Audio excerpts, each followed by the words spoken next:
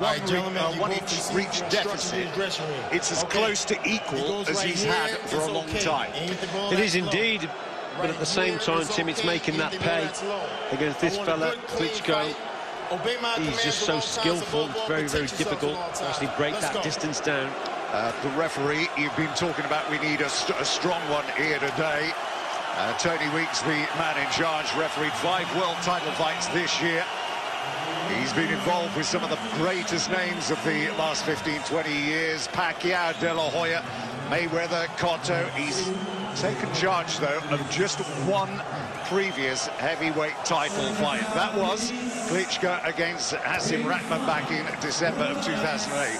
And he is certainly experienced enough. Pulev's got to push the envelope a bit here with the referee. Immediately, Klitschko is into hold, and this is what Pulev said he isn't going to be able to do. He isn't going to get in there, going to be able to get in there and dominate him. Well, like I said back in the studio, we've got to have a strong referee. Look, this is what Klitschko does. Straight away, he holds. We need a referee to say, right, no holding. Come on, let's get on with it. And I think Pulev recognises that.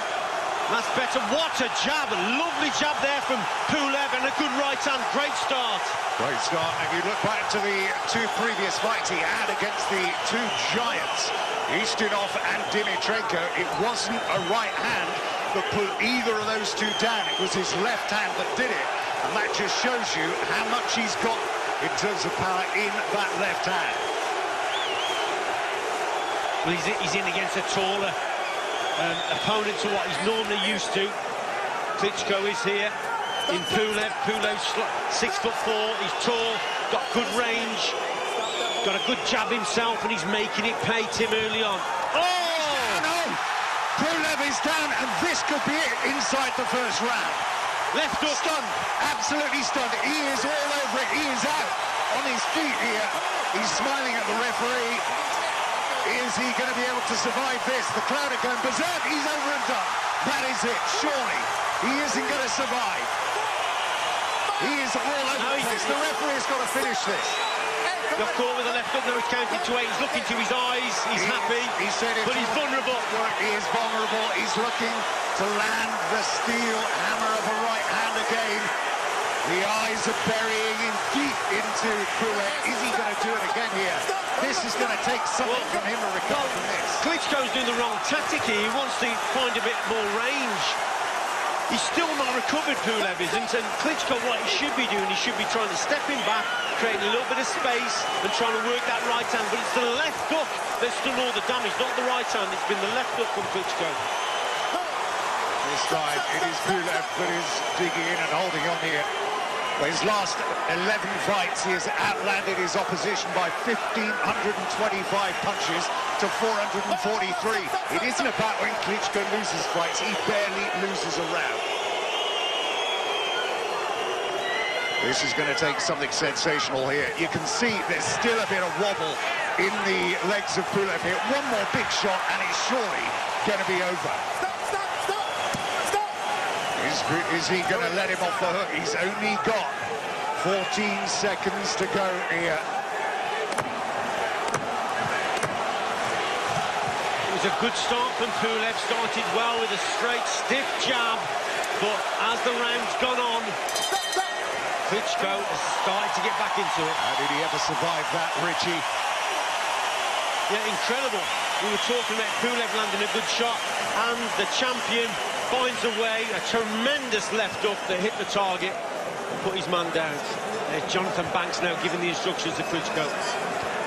Well, Banks actually has said on the evening, he said, I believe he said that Klitschko now understands what fight fans really want to see and expect from a heavyweight champion of the world, and that is it. Yeah, that's the one. Gets caught himself early on, but comes in with the left hook. This is the second knockdown, but there's nothing in that. That's just off balance and throwing him to the floor. So the referee was quite right in what he said.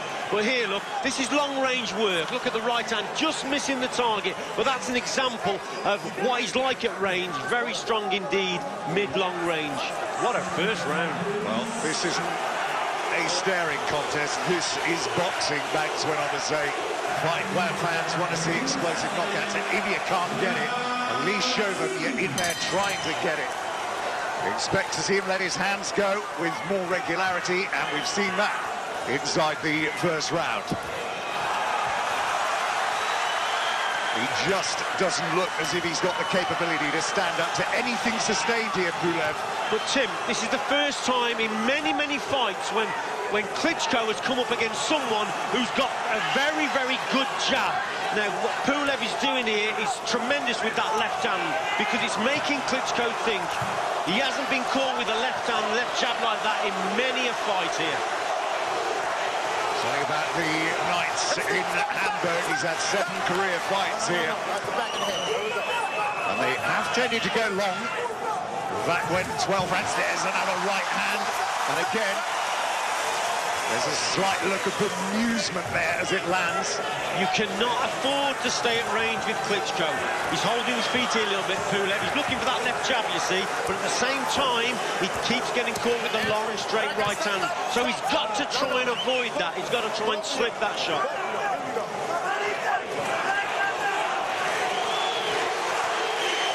He does have a tendency to fight at a very mild to slow pace. There's Pulev.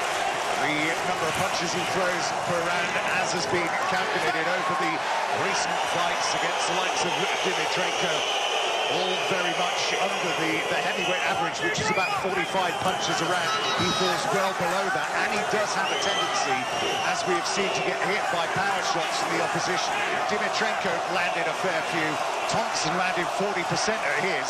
If you get on the end of 40% of the power shots of Klitschko, you're not going to last very long. I have seen him in other fights, though, Tim, where he can be busy. He's got good movement, has Pulev. He's playing a waiting game here. He's got to watch out for the long, straight right hand again. But he's looking to land that left hand. He knows he's had success with it, and that's what he's trying to do. He's trying to land that jab. He's got to bring probably his right hand through as well, because the single shot's not going to be enough. And at the same time, he must keep that right hand up a little bit more to his chin, because Klitschko is looking to land that long left hook. With the impressive part of the most recent fights that Klitschko's had has been the work rate. The amount of shots he's landed has all significantly increased in the last couple of years, and the fights that he's had with Pinetta and Leopai. So it's almost like he's getting busier. But it is rare you will find anybody as focused in their objectives of their sport as this guy here. Stop! End of the second round. Breathless stuff. Atmosphere remains. It is the Pulev support, though, which has gone a little bit quiet. The Big Fight, sponsored by 666bet.com.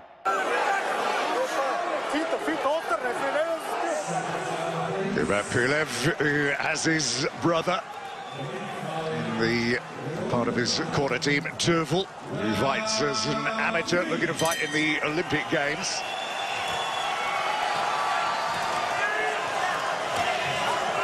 His brother's actually been over and sparred at Team GB. A couple of good spars with our heavyweight up there, Warren Baster.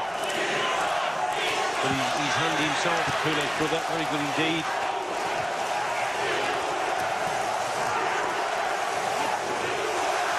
He doesn't like to talk about records or anything approaching Larry Holmes or Joe Louis, which everybody else has been doing.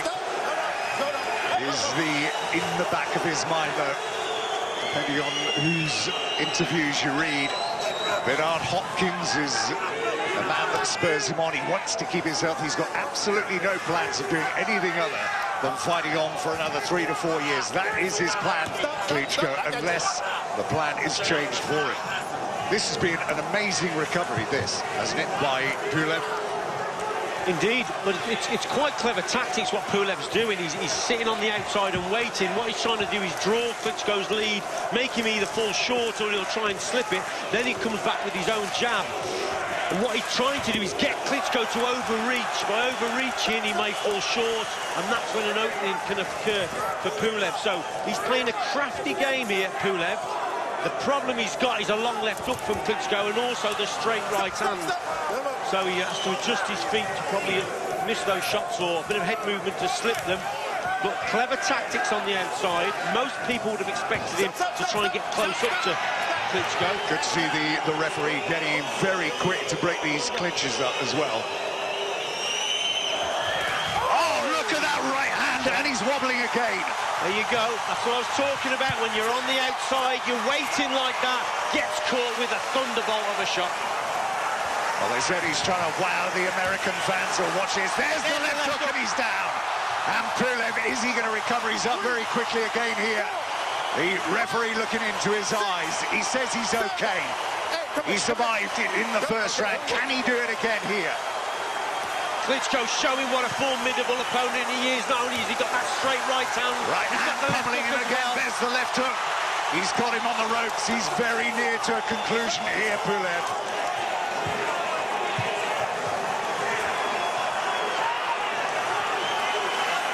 But he's still there. Mark appearing underneath the left eye of Pulev. Interesting, it was noted Klitschko, you see, rarely going to the body of Pulev, about rarely going to the body of anybody, said because he doesn't like to leave his chin exposed. He doesn't want to take any risks. I said that before. He doesn't take a lot of risks, does Klitschko. That's why when they get up close, he just holds and just nullifies the work on the inside from his opponent. Great round again from Klitschko. 10-8, 10-7 maybe. The crowd, everybody on their feet inside the arena.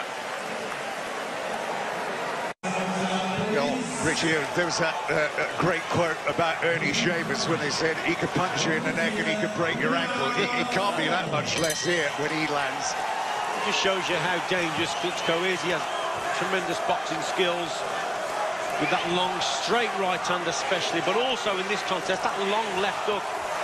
He came close to landing a right hand of his own there, Pulev. Remarkable powers of recuperation here. And what they've done here, Tim, the Pulev camp, they've literally said to Pulev, look, you're not going to work on the inside because he holds too often and he gets away with it from the referee.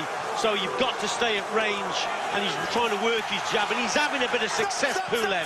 It's just that he's been caught with some tremendous shots with the accuracy and the power from Klitschko tonight. Yeah, the message in that corner, don't settle, don't make excuses, and when you get out of here, don't have any regrets.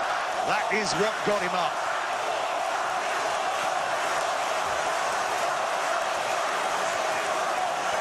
There's always been plenty of talk about the chin of Klitschko. It was Carl Froch, you say, wasn't it? The best type of chin is the one that doesn't get hit. And his rarely, if ever, gets hit.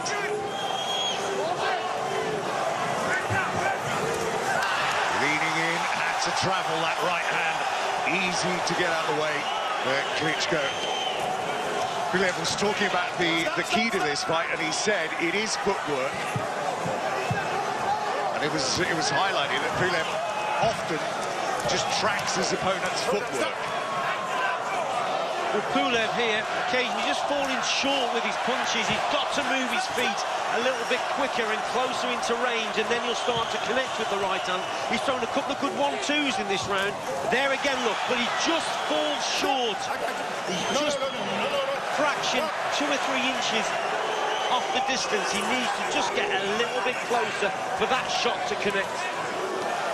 What we are getting here, though, is the best fight, the best opposition that we've seen in a ring in Klitschko for some time.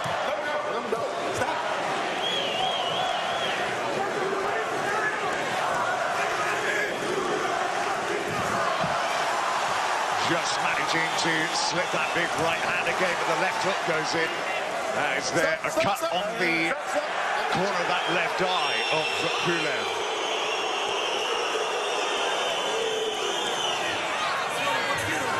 See again, Klitschko working at range, staying centre ring. I'd like to see Pulev gets caught again with the left hook because he's waiting too long, Tim, holding his feet too long and gets caught. Got to quicken the feet up a little bit and try and push Klitschko back to the ropes. It's very rare you see Klitschko on those ropes because that's where he's going to be vulnerable.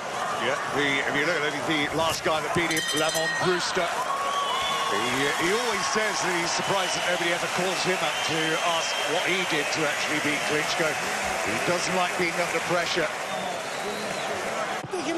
Part of the Klitschko preparation, which is something he always does on the eve of his fights. He puts a tape on of that Brewster loss and he watches it from start to finish. At the end of that, people said he had no chin, no stamina, no heart, no anything. He uses that, he says, as his major motivation. I'll never forget it, he said. I'm thankful to Brewster, and I will be until I go to my grave. It is what gives me the motivation.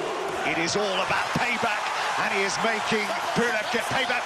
But Pulev spins him and lands a left hook of his own. He gets caught again, Pulev. I know I keep repeating myself, but he holds in his feet for too long. He's got to quicken up. What I am surprised as well with Pulev, there's no head movement. Although he's sitting back and he's trying to draw the shot and make Klitschko fall short, he must move his head. There must be head movement there. Trying to slip the punch and then come back with the counter. The fact that he's still in here at round 5 is testimony to his strength, mental strength, as much as anything. You saw how cool he looked the time he arrived just a couple of hours ago. He's carried that coolness into the ring and he refuses to get out of it and be put out of it.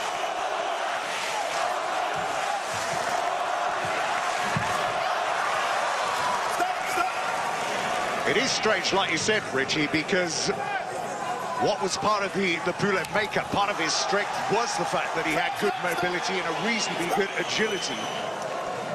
But we haven't seen an awful lot of it. No. Again, the referee is in quick to separate.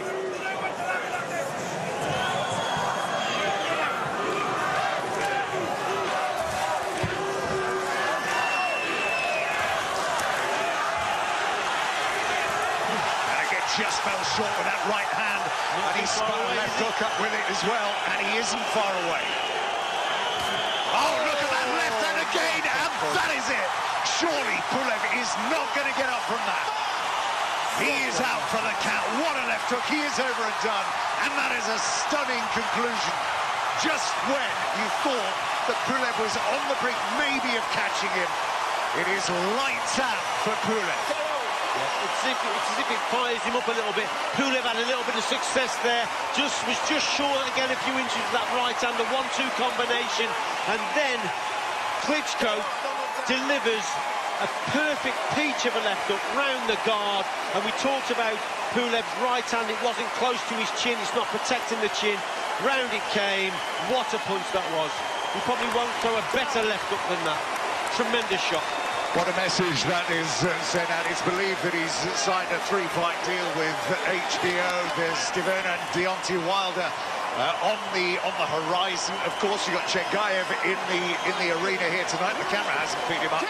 But if he wanted to send out a message to the fans over in the States, he wants to get back over there, wants to make himself feel loved by boxing's #1 supporting nation, then he had to do something like that, and he has delivered on everything Jonathan Banks said he was going to do. Yeah, the Americans will love this performance from Klitschko because it had everything, didn't it? He put his opponent down, but at the same time, his opponent was always in the fight and being quite dangerous.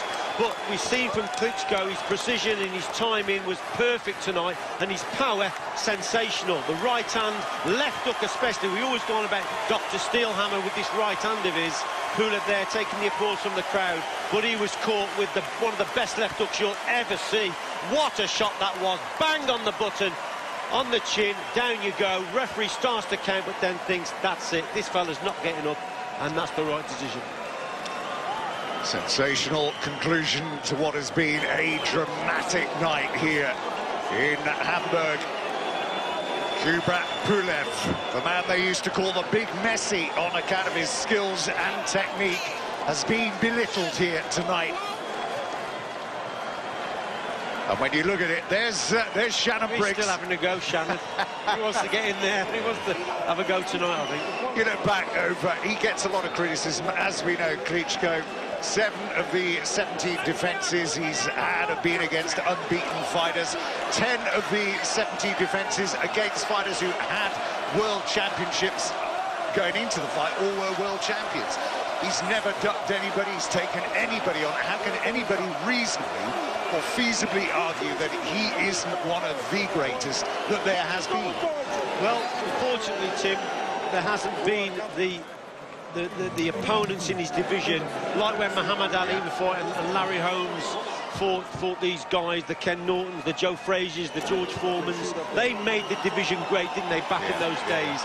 Whereas Klitschko has been a victim of his own success in many ways, because his style of boxing has meant that many people have said it's boring, but that was nothing boring about this tonight. And he was in against a #1. You were beaten by, and like you said, you go back to the era of Ken Norton, Joe Frazier, George Foreman, even Larry Holmes, and who they were beaten against.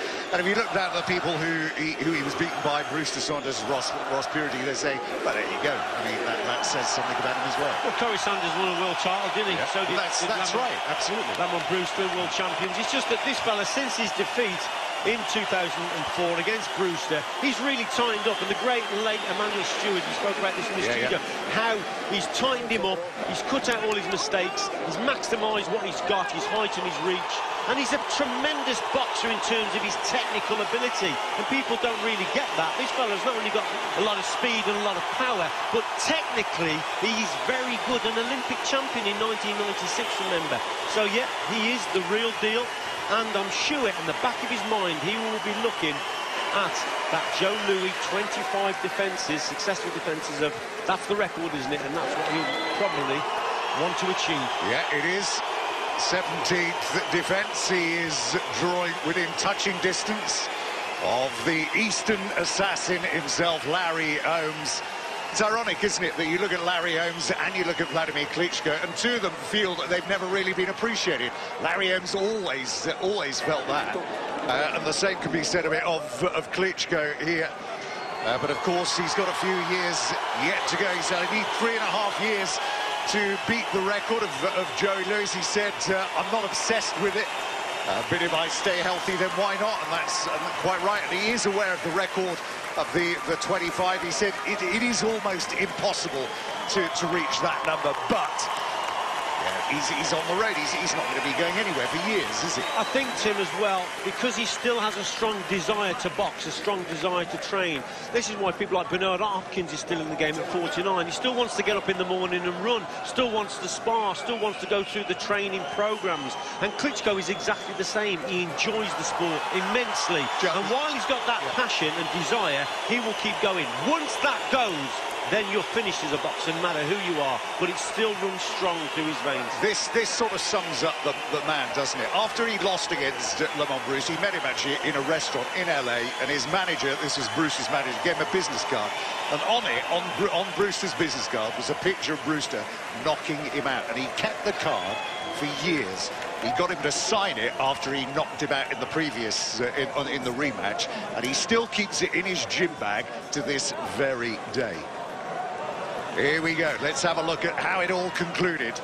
Long left hook, round the right hand of Pulev, bang on the button, centre ring, just dips his front leg and his head, and then whips the shot around the corner. What a punch that was. What heavyweight in existence at the moment would have been able to actually withstand that?